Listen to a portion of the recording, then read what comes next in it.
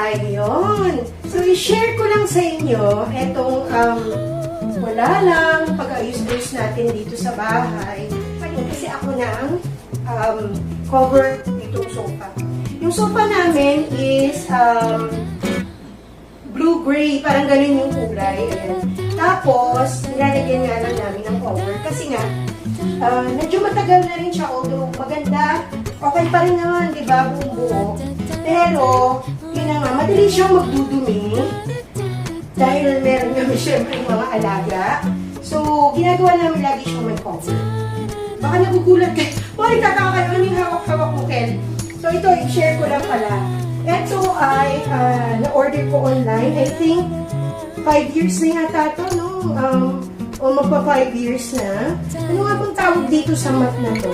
And kung papasanin nyo, ayan, ito yung mga bilog-bilog niya ay, ayun, may mga patusok-tusok. Ayun, nakikita ba?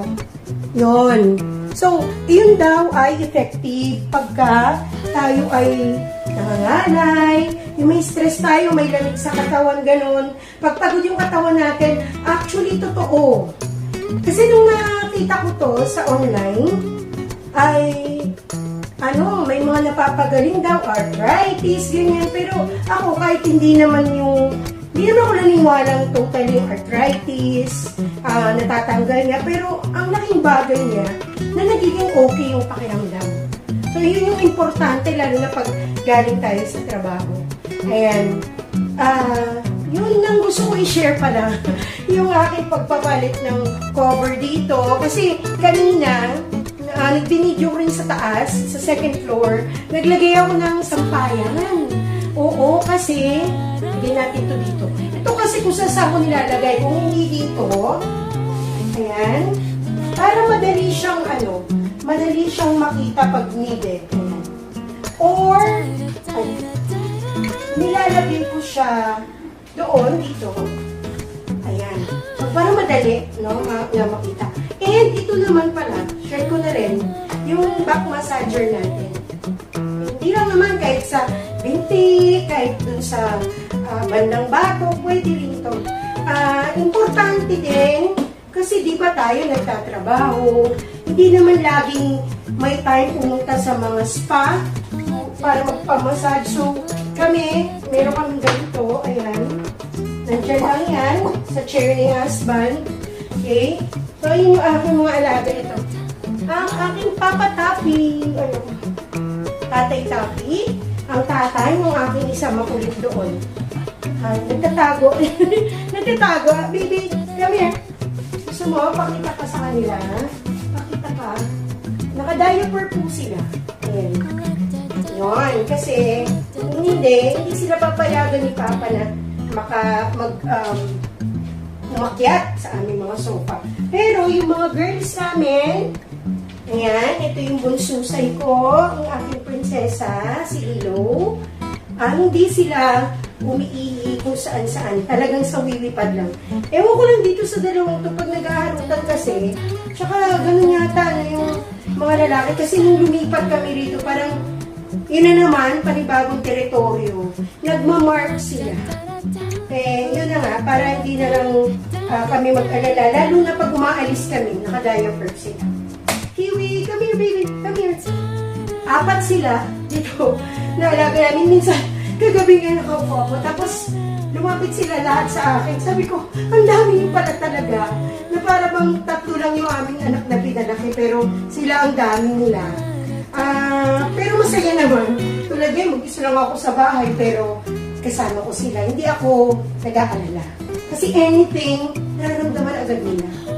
So, ayun. Nagpalit tayo. Tapos kanina, sabi ko nga, naglagay ako sa sampayan sa taas. Tapos, nakapag-laundry ako kahapon. Ito, nag-washing ako. Tapos, 2 salang lang ako. Biglang lumakas ang ulan. Yun yung maganda. Kaya nga, talagang umorder ako ng sampayan. no? Yung bakal nilagay ko sa taas para sa mga ganong sitwasyon, syempre medyo manuyo-nuyo na rin naman yung ating isasampay kasi galing na nga sa washing na ano naman, automatic naman yung washing natin, no? So, ginagawa ko pa after niya spin, inuulit ko. So, talagang konting-konti na lang tutuyuin mo. Then, isasampay ko, kanina nagsampay ako, nagpakita ko yung sa video, at nag-ayos na rin ako ng mga kwarto. Ang hindi ko pa lang talaga nagagawa uli ay ang ayusin, mai-organize ang mga cabinet. Ito ilang beses na ako nagpaikot-ikot dito sa sala eh. Kung nakita niyo yung dati kong inayos, yung table, o pag ganito na rin yung table, pero yung sofa kasi dito ko nilagay eh. Pinaraw ko dito. Gusto ko rin laging makapag-update dahil madalas yung mga naiipon kong video, hindi ko agad na-edit. So yung mga ganito, yung mga biglaan, mas madali. Like, di ba nung malis kami yung isang araw, that was the other day lang talaga, na-post ko na, na-upload ko na kaninang madaling araw din. Ang hirap din kasi mag-edit, hindi yan basta ilalagay mo lang. So, medyo patugtog pa dyan, merong aalisin yung medyo magulo, although may magulo pa rin naman part, di ba yun yung totoo eh. Ayun. Sabi ko, sige, para updated lang naman yung ibang mga sumusubaybay, meron din naman. Siyempre, bakasyon, hindi kami nagkikita-kita madalas. So, okay na yung ganito. Kahit papaano ay nakakapag-update tayo sa kanila. Ayun.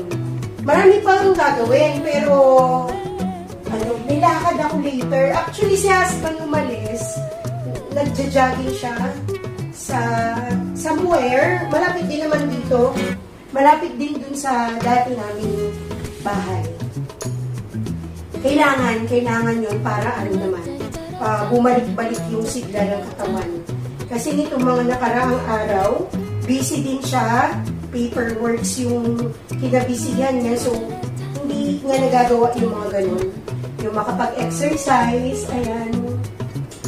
Ready na yung TV ko kasi, ayan, di ba, ang daming account. Manonood ako nung, pinost ko, na-upload ko kanina. Actually, once ko pa lang siyang napanood. Ayan, so, papanoorin ko siya sa account naman ni husband.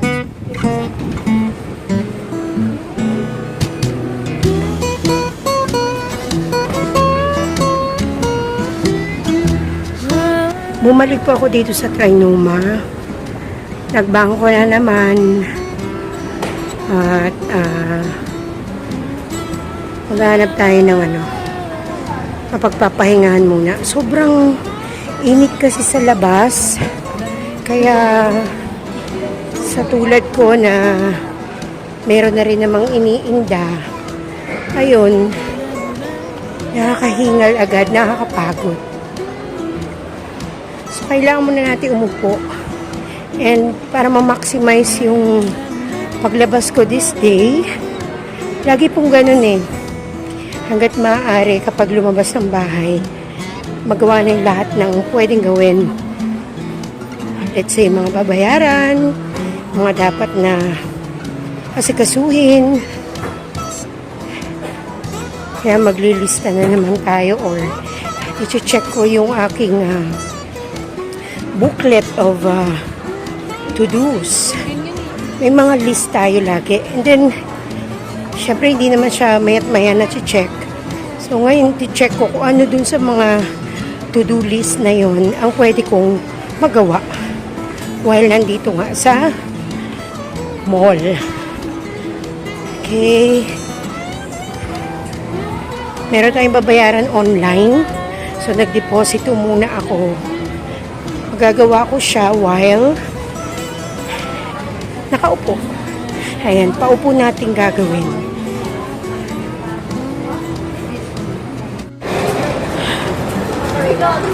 Sana dito tayo eh. Kaya lang remember yung sinabi ko nung nakaraan. Medyo magtitipid tayo. Pwede naman tayong magkape doon sa hindi masyadong pricey. Ayun. Pero kung check ko mamaya if meron na akong free sa Starbucks, yung meron na ako pwedeng i-redeem na free drink, ayun, pwede naman na doon ako mamaya.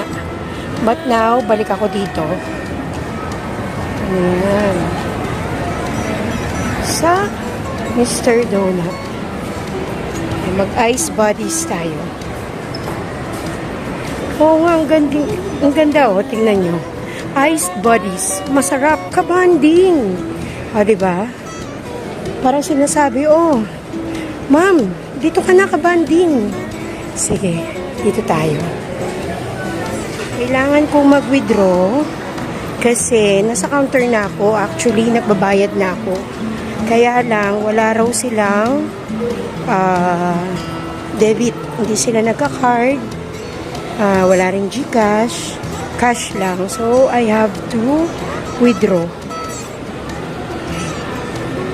Andun lang naman, babalikan ko na lang siya. Tapos, saka ko aasikasuhin yung mga dapat na gawin sa online payment.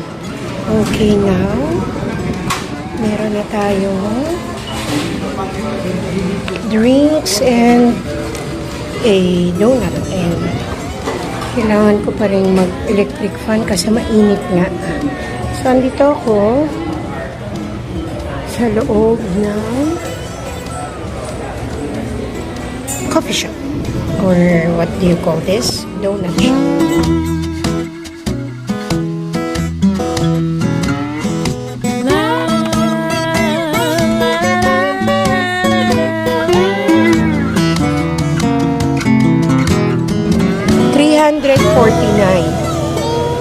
So, 349. Tapos, ma'am, yung lightweight concealer, buttermilk. Magkano yung ganun, ma'am? 349 to 399.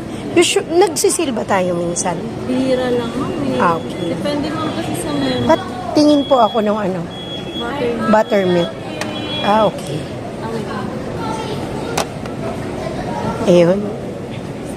So, itong dalawa ay 750, 748. Sige, 748. Sige, ma'am. So, yung mga liquid blush, 399. Ano kaya yung kakulay nung ano, miss? Always Giving.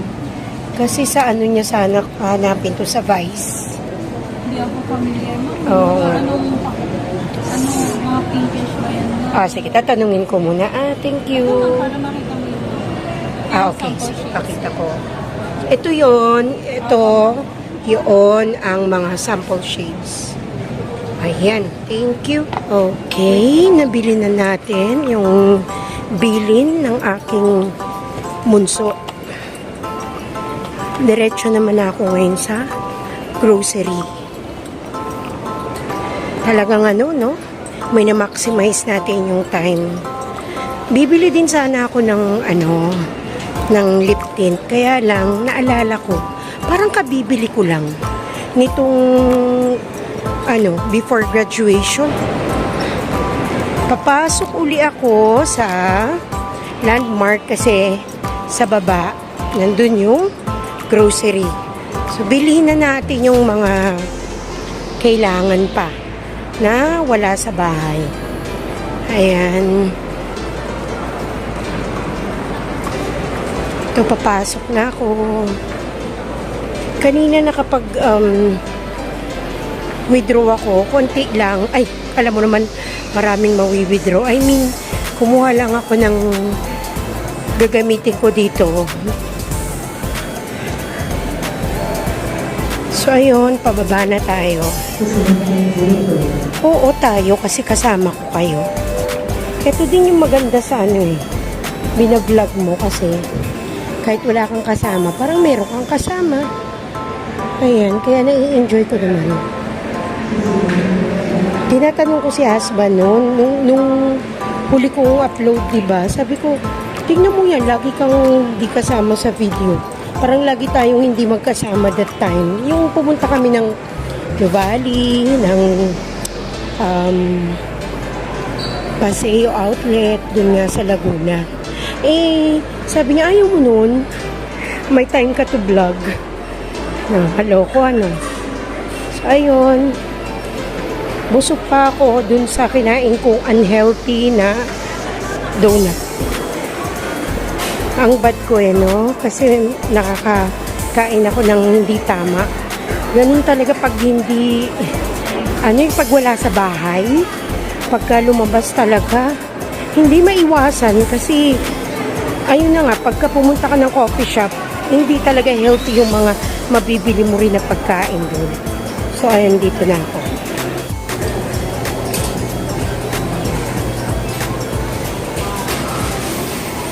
Kailangan ko ng sibuyas. Meron pa tayong bawang, may kamatis, may luya, meron pa namang iba.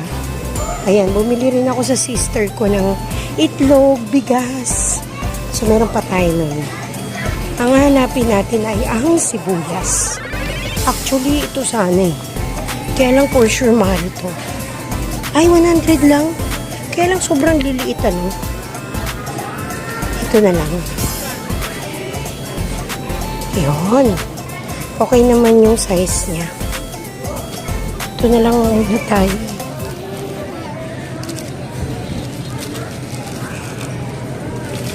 Para pareho yung price niya. Pwede na ba to? Or mahal? Pwede na to.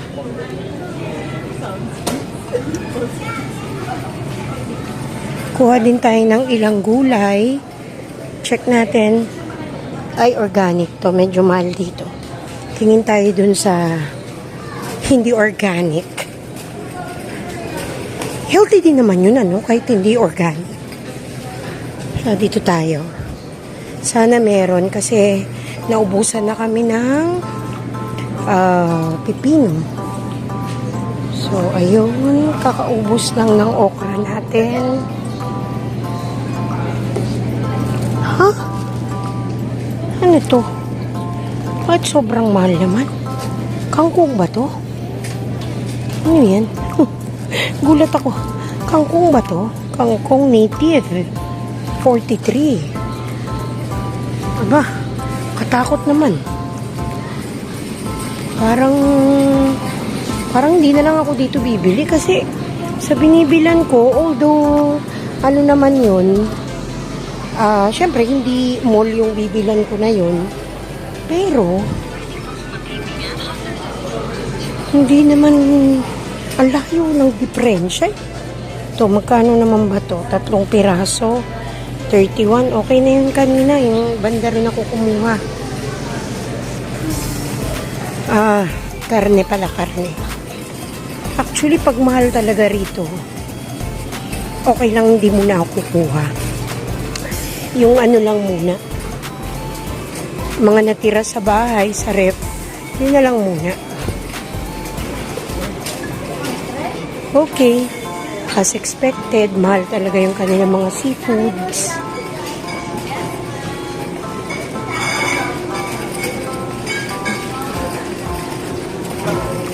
Pansin ko talaga, mahal ang ano nila rito. Ang mga karne. Iba oh. Tingnan natin kung makukuha tayo. Mura-mura.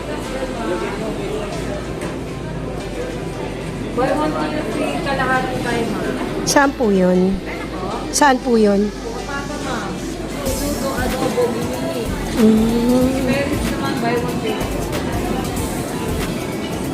So, ito daw, pork, menudo cut, at saka adobo cut, ay, if you buy 1 kilogram, you'll get free half kilo. So, kumuha tayo ng pork menudo cut. Pero actually, pag sa labas ka bumili, ganun din. 150 or 160 ang 1 half. So, ganun din. Parang bumili lang ako sa labas. Napilitan pang 1 and a half ang mabili kong kilo.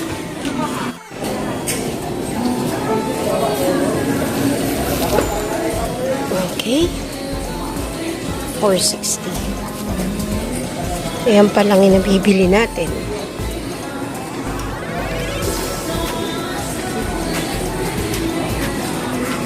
Kagabi kasi, or kahapon, pumunta din ako sa kapatid ko. Tapos, bumili na ako dun ng bigas. Actually, pati sardinas,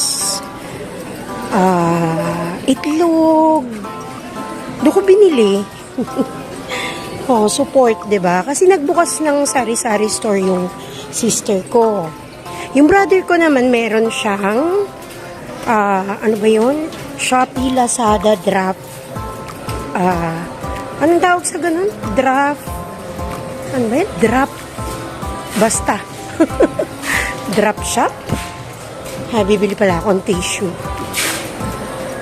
Pero titingin ako ng food ng aking mga babies here. Hanggat maaari, umiiwas na tayo sa 3-in-1. So, bumili ako ng grinder. Coffee bean grinder. So, kasi marami rin naman ako stock dati ng mga bean. Pero ngayon, isa na lang eh. Yung, anong tawag yun? Batangas. Basta. Medyo medyo mapait pero masarap. Barako. Ay, ganito.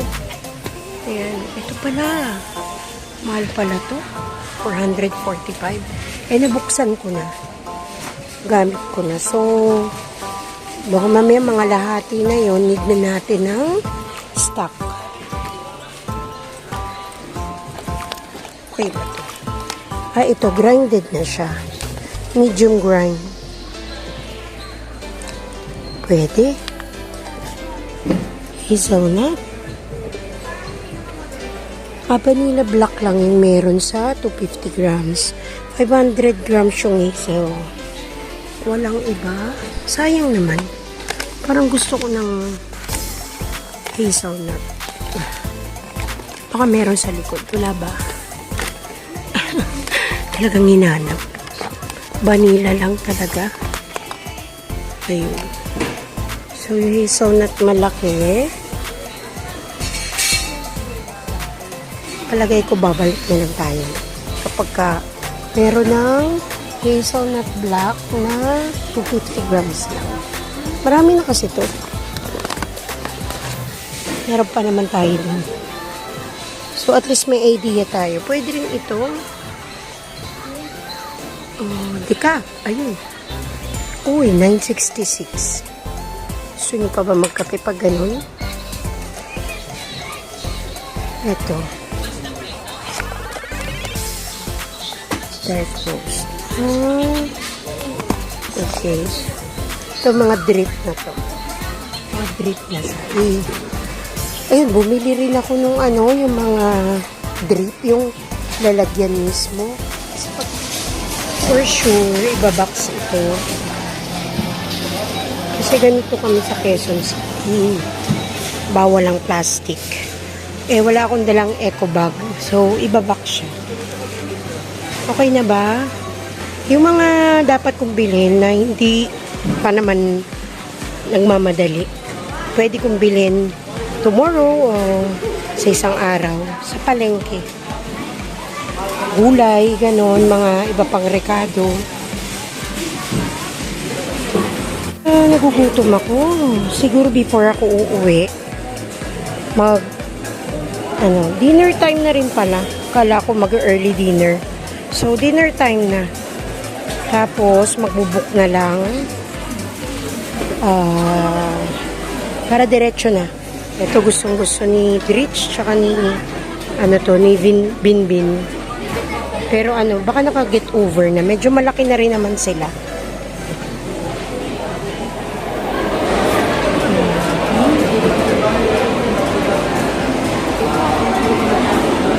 Kain muna tayo. KFC lang yung in-order ko. So, ito na yung dinner ko.